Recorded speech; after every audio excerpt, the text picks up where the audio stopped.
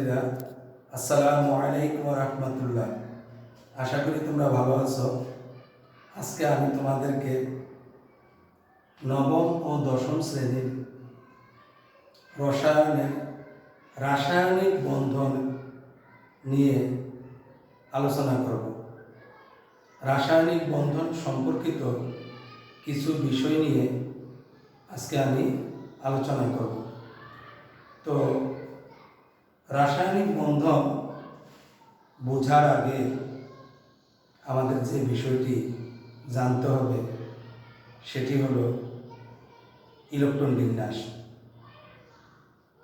এই ইলেকট্রন বিন্যাস রসায়নের তৃতীয় অধ্যায়ে বিশদভাবে আলোচনা করা হয়েছে এবং তা তোমাদেরকে শেখানো হয়েছে। তো আজ 2016 সাল পর্যন্ত আবিষ্কৃত 118টি মৌলের মধ্যে 60টি মৌল হল নিষ্ক্রিয় গ্যাস। এই 60টি মৌলের বাদে বাকি 111টি মৌলই বন্ধনে বাকি 111টি মৌলের প্রায় সকলেই বন্ধনে আবদ্ধ হয়। কেন তারা বন্ধনে আবদ্ধ হয়? আর নিষ্ক্রিয় গ্যাসের মৌলের পরমাণুগুলো সাধারণত কেন বন্ধনে আবদ্ধ হয় না? আমরা যদি এই বিষয়টা বুঝতে পারি তাহলে আমরা রাসায়নিক বন্ধন সম্পর্কে জানতে পারব। তোমরা একটু খেয়াল করো, এই নিষ্ক্রিয় গ্যাস 60টি কী কী, মৌল 60টি কী কী একটু খেয়াল করো। হিলিয়াম 2, পারমাণবিক সংখ্যা 2, ইলেকট্রন বিন্যাস 2, প্রথম স্তরে 2টি ইলেকট্রন আছে। নিয়ন 10, 2, 8,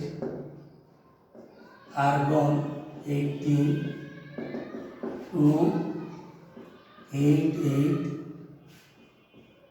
ক্রিপ্টন 36, 2, 8, 18, 8, xenon 54, 2, 8, 18, 18, 8, radon 86, 2, 8, 18, 32, 18, 8, 10, 28, 60, 70, 78, 86, ওগানেসন 118, 2, 8, 18, 32, 32, 18, 8, 1, 2, 3, 4, 5, 6, 7, সপ্তম স্তর 10, 28, 60, 92, 110, 118। সুপ্রিয় ছাত্রছাত্রীরা, তোমরা একটু খেয়াল করো, এই মৌলগুলো এই হিলিয়াম বাদে, হিলিয়ামের একমাত্র কক্ষপথ একটাই,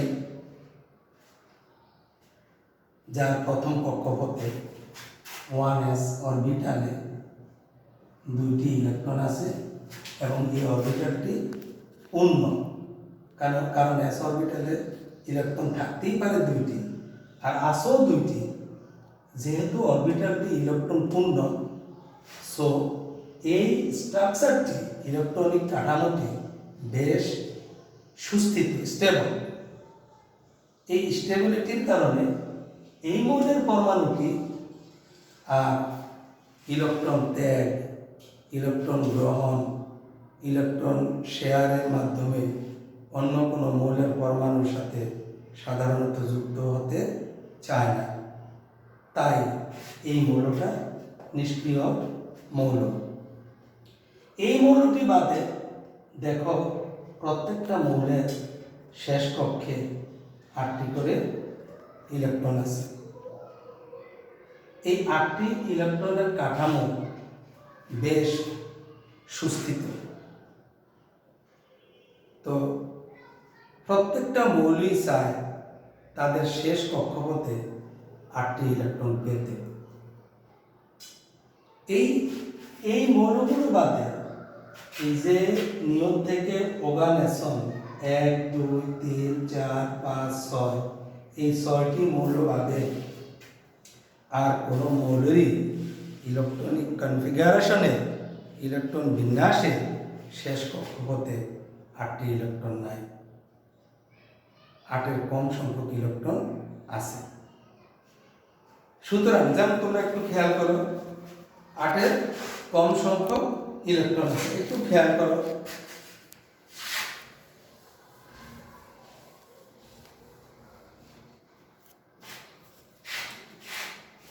নাইট্রোজেন 7, 2, 5 শেষ কক্ষপথে 5টি ইলেকট্রন আছে, 8টি ইলেকট্রন নাই। সুতরাং এই মৌলটি ওই সুস্থিত কাঠামো নিষ্ক্রিয় গ্যাসের ইলেকট্রনিক কাঠামো পাওয়ার জন্য আরও 3টি ইলেকট্রনের তার দরকার। আর এই 3টি ইলেকট্রন পাওয়ার জন্য সে অন্য মৌলের পরমাণুর সাথে বন্ধনে আবদ্ধ হয়। কিন্তু ওই যে নিয়ম 10, 2a তার শেষ কক্ষে 8টি ইলেকট্রন আছে এবং এই ইলেকট্রনিক কাঠামোটি বেশ স্টেবল, সুস্থিত। সুতরাং এই মৌলটি সাধারণত অন্য মৌলের পরমাণুর সাথে যুক্ত হয়ে ইলেকট্রন গ্রহণ বা ত্যাগ বা শেয়ারের মাধ্যমে এই কাঠামোকে ভাঙতে চায় না। অর্থাৎ এই মৌলটি বন্ধনে আবদ্ধ হয় না, এটা পরমাণু হিসেবে অবস্থান করে, বন্ধনে আবদ্ধ হয় না। আর এই মৌলটির ইলেকট্রন বিন্যাসে শেষ কক্ষে মাত্র 5টি ইলেকট্রন আছে, 8টি ইলেকট্রন নাই। সুতরাং এই 8টি ইলেকট্রন পাওয়ার জন্য এই মৌলটি কি করবে?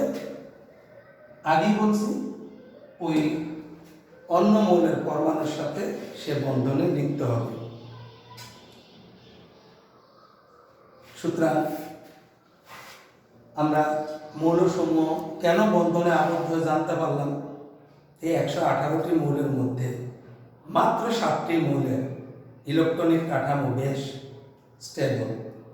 আর অন্য মৌলগুলো ডিমান্ড হলো এই 7টি মৌলের ইলেকট্রনিক কাঠামো অর্জন করা, আর অর্জন করতে গিয়েই তারা অন্য মৌলের পরমাণুর সাথে যুক্ত হয়। আর যুক্ত হতে গিয়ে হয় ইলেকট্রন গ্রহণ করে, না হয় ইলেকট্রন ত্যাগ করে, না হয় ইলেকট্রন শেয়ার করে। তখন তারা বন্ধনে আবদ্ধ অণু গঠন করে, বন্ধনে আবদ্ধ অণু গঠন করে। তাহলে আমরা বুঝতে পারলাম রাসায়নিক বন্ধনের মূল কারণ কি?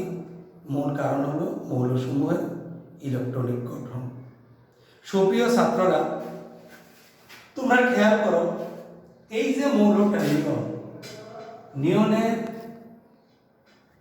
স্তর 2টি, ইলেকট্রনীয় স্তর 2টি, 1, 2, এটা সর্বশেষ স্তর। এই স্তরটাকে বলা হয় যোজ্যতা স্তর। এই স্তরটাকে বলা হয় নাইট্রোজেনের যোজ্যতা স্তর। তাহলে নিয়নের যোজ্যতা স্তর হলো দ্বিতীয় শক্তি স্তর, নাইট্রোজেনের যোজ্যতা স্তর হলো দ্বিতীয় শক্তি স্তর। তাহলে আমরা যোজ্যতা স্তর কাকে বলবো? ইলেকট্রন বিন্যাসে সর্বশেষ শক্তি স্তরটাকে বলবো আমরা যোজ্যতা স্তর। ঠিক আছে? এবার দেখো, এই সর্বশেষ শক্তি স্তরে কয়টি ইলেকট্রন আছে? নিয়নের 8টি ইলেকট্রন। নাইট্রোজেনের কয়টি ইলেকট্রন আছে? 5টি ইলেকট্রন। জানো সুপ্রিয় ছাত্রছাত্রীরা, এই যোজ্যতা শক্তি স্তরে ইলেকট্রনগুলোকেই বলা হয় যোজ্যতা ইলেকট্রন। তাহলে আমরা যোজ্যতা ইলেকট্রন কাকে বলবো? যোজ্যতা ইলেকট্রন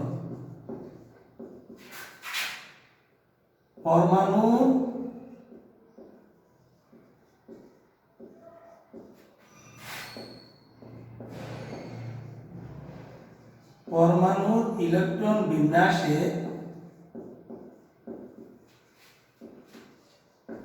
সর্বশেষ স্তরের ইলেকট্রন সংখ্যাকে যোজ্যতা ইলেকট্রন বলে। তাহলে তোমরা দেখো যেমন সোডিয়াম 11 281 কেমনে 281 হলো? আমরা তৃতীয় অধ্যায়ে আলোচনা করেছি ইলেকট্রন বিন্যাসগুলো পুঙ্খানুপুঙ্খ রূপে। তাহলে তার যোজ্যতা ইলেকট্রন কয়টি? একটি। আর যোজ্যতা স্তর হলো তৃতীয় শক্তি স্তর। সুপ্রিয় ছাত্রছাত্রীরা, তাহলে আমরা আজকে পরমাণু কেন বন্ধনে আবদ্ধ হতে চায়, কারা বন্ধনে আবদ্ধ হতে চায় না, কারা বন্ধনে আবদ্ধ হতে চায় আমরা বুঝতে পারলাম। আর যোজ্যতা ইলেকট্রন কাকে বলে, যোজ্যতা স্তর কি সেটাও আমরা জানতে পারলাম। এবার এসো আমরা আরেকটা জিনিস আলোচনা করি। পরমাণু যখন বন্ধনে আবদ্ধ হবে, একটা পরমাণু আরেকটা পরমাণুর সাথে যুক্ত হবে। এই যুক্ত হতে গিয়ে হয় ইলেকট্রন দিবে, না হয় ইলেকট্রন নিবে, না হয় ইলেকট্রন শেয়ার করবে। এই যে যুক্ত হওয়ার যে ক্ষমতাটা, এই ক্ষমতাটার নাম যোজ্যতা। অণু গঠনকালে বিভিন্ন মৌলের পরমাণু একে অপরের সাথে যুক্ত হওয়ার যে ক্ষমতা, যুক্ত হওয়ার যে সামর্থ্য, তাকে কি বলে? যোজ্যতা বা যোজনী বলে। এখন কথাটা হলো, এই যোজনী পরিমাপ করা হয় কিভাবে? আমরা কোনো কিছু পরিমাপের জন্য সাধারণত একটা নির্দিষ্ট পরিমাণকে আদর্শ হিসাবে ধরে নিই, যেটাকে আমরা বলি পরিমাপের একক। সুপ্রিয় ছাত্রছাত্রীরা, এই যোজ্যতা পরিমাপের জন্য সাধারণত হাইড্রোজেন পরমাণু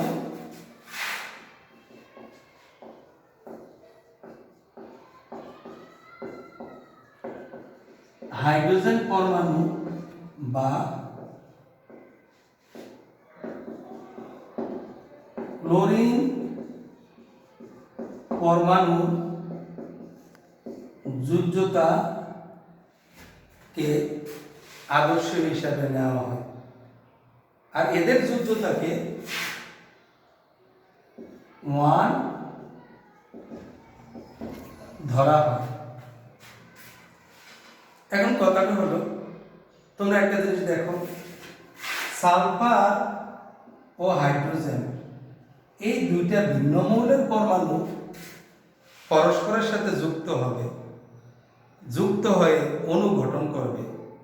আর এই যে যুক্ত হবে, এটাই বন্ধনে আবদ্ধ হওয়া, বন্ধন হওয়া। এখন কিভাবে যুক্ত হবে?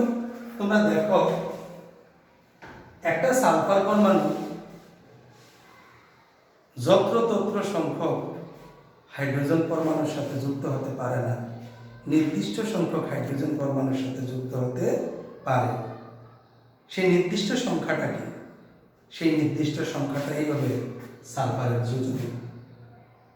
দেখো, এই সালফার যখন হাইড্রোজেনের সাথে যুক্ত হয়, তখন H2S, যেটার নাম হাইড্রোজেন সালফাইড, এই হাইড্রোজেন সালফাইড একটা যৌগের অণু গঠন করলো। কেন যৌগের অণু বললাম? কারণ ভিন্ন মৌলের পরমাণু আছে। অণু গঠন করবে। তো একটু খেয়াল করো, এখানে সালফারের কয়টা পরমাণু? সালফারের একটা পরমাণু কয়টা হাইড্রোজেনের সাথে যুক্ত হয়েছে? দুইটা হাইড্রোজেনের সাথে যুক্ত হয়েছে। সুতরাং এই হাইড্রোজেন সালফাইডে সালফারের যোজনী 2। হাইড্রোজেন সালফাইডে এস এর যোজনী 2। সুপ্রিয় ছাত্রছাত্রীরা, তোমরা আবার খেয়াল করো, ফসফরাস যখন হাইড্রোজেনের সাথে যুক্ত হয় তখন একটা ফসফরাস তিনটা হাইড্রোজেনের সাথে যুক্ত হয় PH3, যেটা নাম ফসফিন তৈরি করবে। তাহলে একটা ফসফরাস পরমাণু কয়টা হাইড্রোজেন পরমাণুর সাথে যুক্ত? তিনটা। সুতরাং ফসফিনে ফসফরাসের যোজনী 3। ঠিক একইভাবে আসো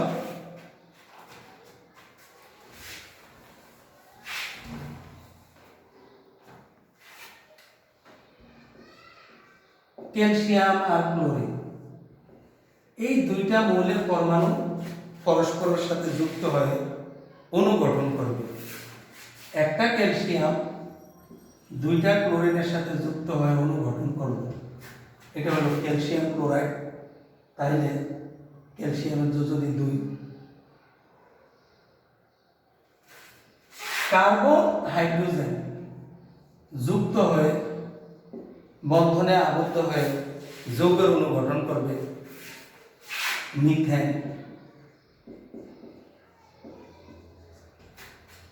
একটা কার্বন কয়টা হাইড্রোজেনের সাথে যুক্ত হলো? 4টা হাইড্রোজেনের সাথে যুক্ত হলো। সুতরাং মিথেনে কার্বনের যোজনী 4। তাহলে আমরা কি বুঝলাম? একটা মৌল আরেকটা মৌলের সাথে যুক্ত হয়ে অণু গঠন করার যে ক্ষমতা, যে সামর্থ্য, সেটাই যোজ্যতা। আর যোজ্যতা পরিমাপ করা হয় কোন মৌলগুলোকে নিয়ে? সাধারণত আরো বিভিন্ন কথাবার্তা আছে, ইলেকট্রনিক সংজ্ঞাও আছে। তো সাধারণত হাইড্রোজেন আর ক্লোরিন এই দুইটা মৌলকে সাধারণত নেওয়া হয়। কোনো মৌলের একটা পরমাণু যদি দুইটা হাইড্রোজেনের সাথে যুক্ত হয় তাহলে মৌলটার যোজনী 2। যদি 3টা হাইড্রোজেনের সাথে যুক্ত হয় যোজনী 3। যদি 5টা ক্লোরিনের সাথে যুক্ত হয় যোজনী 5। যেমন দেখো, একটু খেয়াল করো,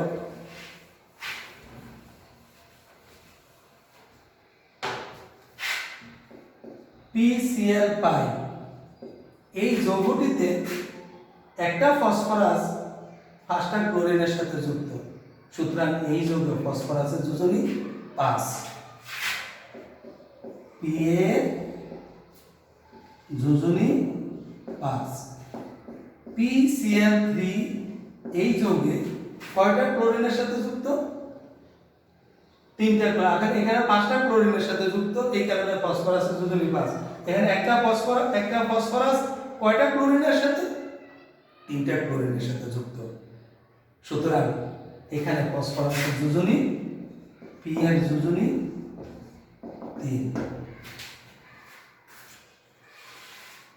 তবে তাহলে তোমরা যোজনী বুঝতে পারছো, যোজনী পরিমাপ কিভাবে করা হয়, যোজনী কাকে বলে, যোজ্যতা কাকে বলে। তবে আরেকটা জিনিস, যোজ্যতার আরেকটা ডেফিনেশন আছে, তোমরা এটা মনে রাখবে। আমাদের মৌলগুলোর মধ্যে ধাতু সাধারণত 2টা ভাগ, ধাতু অধাতু। অর্ধধাতু আছে, সেমিকন্ডাক্টর যেটা। যাই হোক, আমরা ধাতু অধাতুর কথাই বলি। ধাতুর ক্ষেত্রে সাধারণত শেষ কক্ষের ইলেকট্রনিক যোজনী। ধাতু আমরা সাধারণত কাদেরকে বলি? যাদের শেষ কক্ষে 1টি বা 2টি বা 3টি ইলেকট্রন আছে। যেমন তোমরা একটু খেয়াল করো,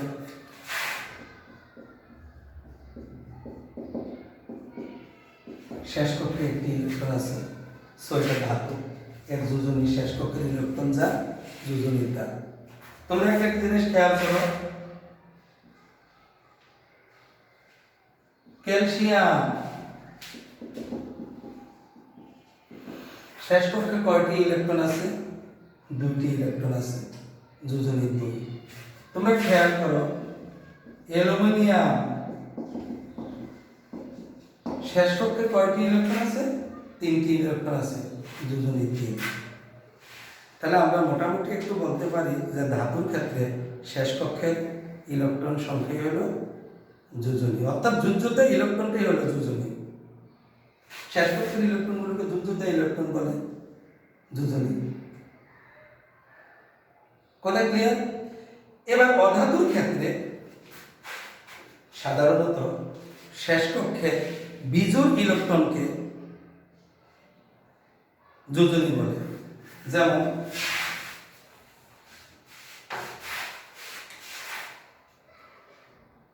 হাইড্রোজেন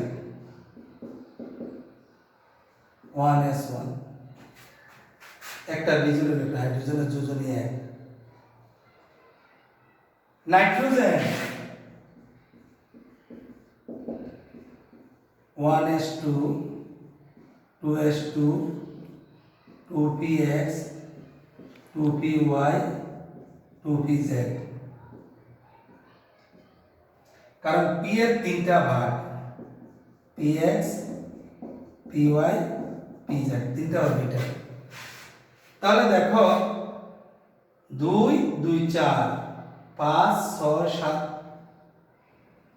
শেষ কক্ষে যোজ্যতা ইলেকট্রন হলো 2 3 4 5টি, যোজ্যতা ইলেকট্রন 5, কিন্তু যোজনী হলো 1 2 3।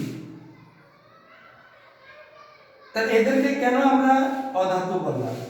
অধাতু আমরা সাধারণত তাদেরকেই বলবো যাদের শেষ কক্ষে 5টি 6টি 7টি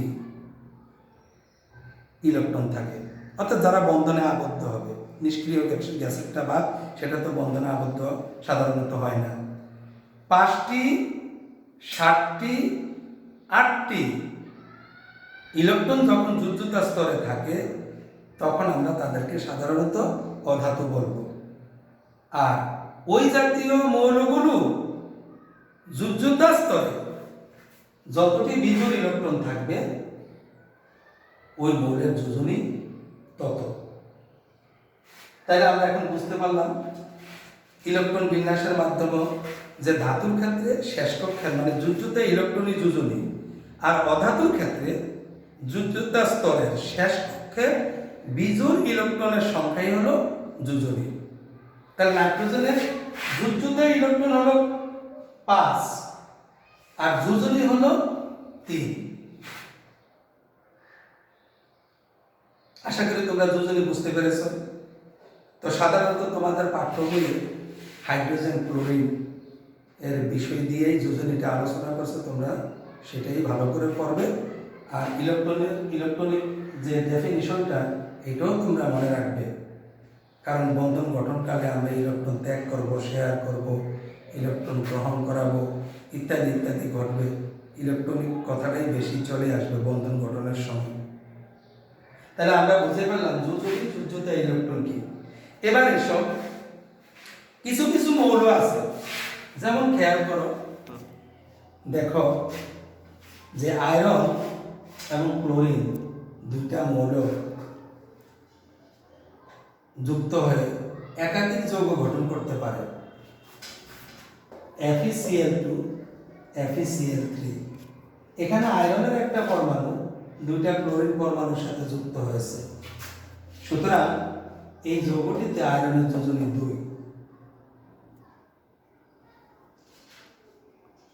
আর FeCl3 এ আয়রনের একটি পরমাণু ক্লোরিনের 3টা পরমাণুর সাথে যুক্ত হয়ে ফেরিক ক্লোরাইড যৌগের অণু গঠন করেছে, সুতরাং এখানে আয়রনের যোজনী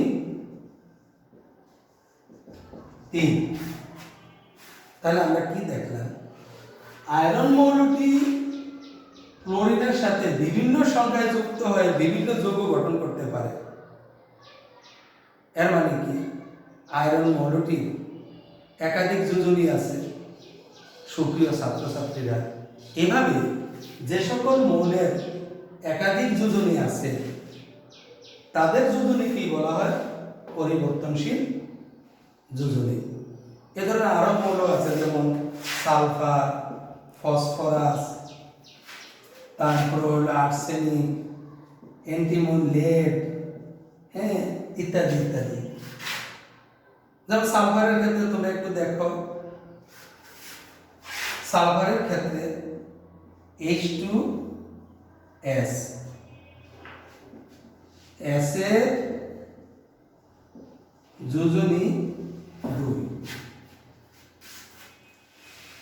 আরেকটা কথা তোমার আমি বলিনি, এখন বলে নেই, তোমাদেরকে বলেছিলাম যে যোজনী পরিমাপের একক হাইড্রোজেন, ক্লোরিন, ঠিক আছে। আরেকটা কথা তোমরা অবশ্যই মনে রাখবে যে কোন মৌলের একটা পরমাণু যতটি অক্সিজেন পরমাণুর সাথে যুক্ত হতে পারবে, খেয়াল করে এখানে সালফারের একটা পরমাণু, দুইটা অক্সিজেন পরমাণুর সাথে যুক্ত হয়ে সালফার ডাই অক্সাইড গঠন করেছে। কয়টা অক্সিজেনের সাথে যুক্ত হয়েছে? দুইটা অক্সিজেন। এই দুইয়ের দ্বিগুণ করলে কত হয়? 4। সুতরাং S এর যোজনী 4। তাহলে আমরা কি বুঝলাম? যে একটা মৌলের পরমাণু যদি একটা অক্সিজেনের সাথে যুক্ত হয় যোজনী 1 এর দ্বিগুণ 2। একটা মৌলের পরমাণু যদি দুইটা অক্সিজেনের সাথে যুক্ত হয় 2 এর দ্বিগুণ 4, যোজনী 4। তিনটা অক্সিজেনের সাথে যুক্ত হলে যোজনী 6। দুইটা অক্সিজেনের সাথে যুক্ত হলে যোজনী 4। যেমন খেয়াল করো, সালফারের একটা পরমাণু কয়টা অক্সিজেনের সাথে যুক্ত হয়েছে? 3টা। দ্বিগুণ করলে হয় কত? 6। সুতরাং এই যৌগে সালফারের যোজনী 6। তাহলে দেখা গেল যোজনী ব্যাখ্যা করার জন্য অক্সিজেন মৌলটাও আনা হয়েছে। যেমন দেখো, এ একটা মৌল, এই মৌলটি 3টি অক্সিজেনের সাথে যুক্ত হয়েছে, তাহলে এই মৌলের যোজনী 3, এ 6। 3 এর দ্বিগুণ, 3 এর 2 দিয়ে গুণ করলে 3 গুণ 2 6। তাহলে তোমরা একটা জিনিস খেয়াল করতে হবে, সালফারের কয়টা যোজনী আছে? 2, 4, 6। একাধিক যোজনী আছে সালফারের। এভাবে যেসব মৌলের একাধিক যোজনী থাকবে তাদের যোজনীকে কি যোজনী বলা হবে? পরিবর্তনশীল যোজনী। আশা করি তোমরা বিষয়টা বুঝেছো। এবার এসো, এই যে হাইড্রোজেন সালফাইডে সালফারের যোজনী কত? 2। এই 2 হলো কার্যকর যোজনী। অর্থাৎ একটা যৌগের মধ্যে মৌলটার যে যোজনী কার্যকর থাকে তার নামই হলো কার্যকর যোজনী বা সক্রিয় যোজনী। ঠিক একইভাবে সালফার ডাই অক্সাইডে সালফারের কার্যকর যোজনী 4। সালফার ট্রাই অক্সাইডে সালফারের কার্যকর যোজনী 6, মানে সক্রিয় যোজনী 6। তাহলে আমরা সক্রিয় যোজনী কাকে বলবো? কোন যৌগের অণুতে মৌলের যে যোজনী কার্যকর থাকে ওই যোজনীটাকে ওই মৌলের সক্রিয় যোজনী বলে। যেমন দেখো, ফেরাস অক্সাইড কয়টা অক্সিজেন? এখানে একটা। 1 এর 2 দিয়ে গুণ করলে কত হয়? 2। 2 একে 2। একটা অক্সিজেন আছে, 2 দিয়ে গুণ করলাম 2। আয়রনের সক্রিয় যোজনী 2। আয়রনের সক্রিয় যোজনী 2। তারপরে দেখো, অ্যালুমিনিয়াম অক্সাইড কয়টা অক্সিজেন? 3টা অক্সিজেন। 2 দিয়ে গুণ করি, 3 গুণ 2 6। 2টা অ্যালুমিনিয়ামের জন্য 6। তাহলে একটা অ্যালুমিনিয়ামের জন্য কত? 2টা অ্যালুমিনিয়ামের জন্য 6। তাহলে একটার জন্য কত? 3। সুতরাং এই যৌগটাতে অ্যালুমিনিয়ামের যোজনী এই 3। তাহলে এই যৌগটাতে অ্যালুমিনিয়ামের সক্রিয় যোজনী 3। তাহলে আমরা কাকে সক্রিয় যোজনী বলবো? কোন যৌগের অণুতে মৌলের যে যোজনীটি কার্যকর থাকে তাকে ওই যৌগে ওই মৌলের সক্রিয় যোজনী বলে। একটা মৌলের সক্রিয় যোজনী বিভিন্ন যৌগে বিভিন্ন হইতে পারে। যেমন দেখেছো তোমরা সালফার ডাইঅক্সাইডে সালফারের সক্রিয় যোজনী 4, আবার সালফার ডাইঅক্সাইডে ওই সালফারেরই আবার সক্রিয় যোজনী কি 6। আশা করি তোমরা সক্রিয় যোজনী বুঝতে পেরেছো। এবার দেখো প্রত্যেকটা মৌলের ইলেকট্রন ত্যাগ গ্রহণের একটা নির্দিষ্ট সীমা আছে। নির্দিষ্ট সংখ্যক ইলেকট্রন ত্যাগ করতে পারবে, নির্দিষ্ট সংখ্যক ইলেকট্রন গ্রহণ করতে পারবে, যার একটা আপার লিমিট আছে, সর্বোচ্চ সীমা আছে, এর বেশি সে পারবে না। তোমরা একটু খেয়াল করো, হাইড্রোজেন সালফাইডে এস এর যোজনী 2, সালফার ডাইঅক্সাইডে এস এর যোজনী 4, সালফার ট্রাইঅক্সাইডে এস এর যোজনী 6। তাহলে এস এর সর্বোচ্চ যোজনী 6। এস এর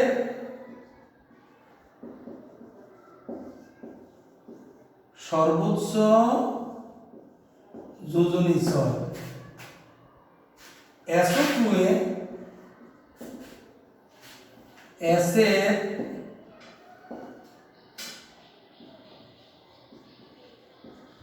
সক্রিয় যোজনী 4। তাহলে এই দুটার যদি আমরা বিয়োগ করি,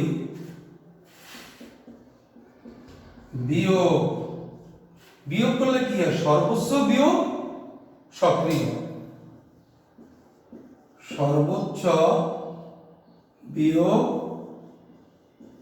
সক্রিয়। এই যে সর্বোচ্চ যোজনী থেকে সক্রিয় যোজনী বিয়োগ 4 বিয়োগ 4 6 বিয়োগ 4 সমান 2। আর এই সর্বোচ্চ যোজনী বিয়োগ সক্রিয় যোজনী এটাকে বলা হয় সুপ্ত যোজনী। সুতরাং SO2 এ এস এর সুপ্ত যোজনী 2। সুপ্রিয় ছাত্রছাত্রীরা, তাহলে সুপ্ত যোজনীকে আমরা কিভাবে ডিফাইন করব, সংজ্ঞায়িত করব? যে সর্বোচ্চ যোজনী আর সক্রিয় যোজনীর পার্থক্যকে, বিয়োগফলকে কি যোজনী বলা হয়? সুপ্ত যোজনী বলা হয়। তাহলে আরেকটা एग्जांपल দেখো,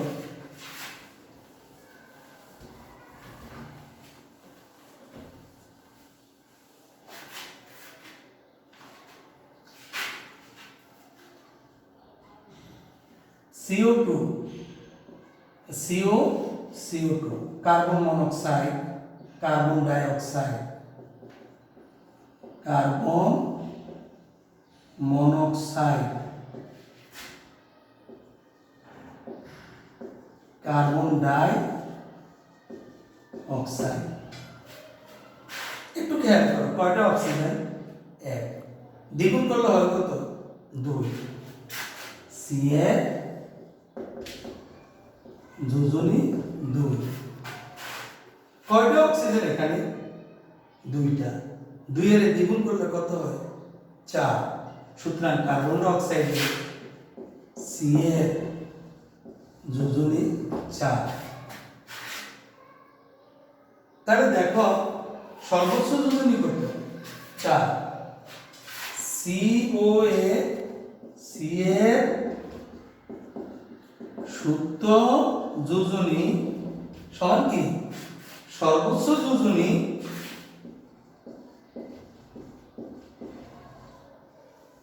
বিয়োগ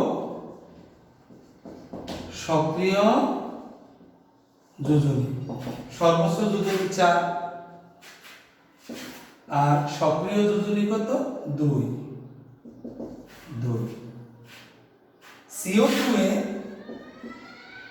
Ca সুপ্ত যোজনী সর্বোচ্চ বিয়োগ সক্রিয়, সর্বোচ্চ চাপ সক্রিয় চাপ 0। তাহলে সুপ্রিয় ছাত্রছাত্রীরা, আমরা সুপ্ত যোজনী কাকে বলে বুঝলাম? কোন মৌলের সর্বোচ্চ যোজনী আর সক্রিয় যোজনীর ব্যবধানকে, পার্থক্যকে ওই যৌগে ওই মৌলের কি যোজনী বলা হবে? সুপ্ত যোজনী বলা হবে। তো আজকে আমরা শিখলাম 118টি মৌলের মধ্যে কারা বন্ধনে আবদ্ধ হবে, কেন বন্ধনে আবদ্ধ হবে, যোজ্যতা স্তর কি, যোজ্যতা ইলেকট্রন কাকে বলে, যোজনী কাকে বলে, যোজনী কিভাবে বিচার করা হয়, পরিমাপ করা হয়, বিভিন্ন প্রকার যোজনী, পরিবর্তনশীল যোজনী, সক্রিয় যোজনী, সুপ্ত যোজনী ইত্যাদি আলোচনা করলাম। এবার আসো যৌগমূলক।